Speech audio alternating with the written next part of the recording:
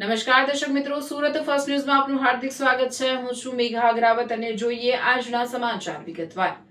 પુરી Okha Dwarka express ટ્રેનમાંથી 22.140 kilogram કિંમત ₹11,07,000ની મત્તાનું ગાંજાનું જથ્થું ઝડપી પાડતી રેલવે એસઓજી વડોદરા કેમ્પ સુરતના police sub inspector HP Raviya, police head constable Vijaysinh Ranjitsinh, Rajendrasinh Jashubha, Sarjansinh Galabji, લોકરક્ષક દિનેશભાઈ વિભાભાઈ તથા RPF ક્રાઇમ સુરતના head constable Laxmansinh Premsinh Shekhawat, constable Harisinh Battilal Meena નાઓ સાથે તારીખ 13/7/2026ના રોજ train number 20-819 Puri Okha Dwarka express ટ્રેનમાં પેટ્રોલિંગમાં ચેકિંગ કરતા સુરત તરફ આવતા તે વખતે કલાક 18:55 વાગ્યે બારડોલી રેલવે સ્ટેશન પસાર થયા પછી ગાર્ડ તરફના પાછળના બંને જનરલ ડબ્બાના કોરિડોર વચ્ચે શંકાસ્પદ હાલતમાં પડેલો એક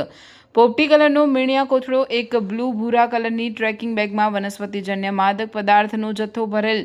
હેડ કોન્સ્ટેબલ વિજયસિંહ રણજીતસિંહ, રાજેન્દ્રસિંહ જશુભા, સર્જનસિંહ ગલાબજી, લોકરક્ષક દિનેશભાઈ વિભાભાઈ નાઓએ શોધી કાઢેલ અને ટ્રેન સુરત આવતા જ્યાં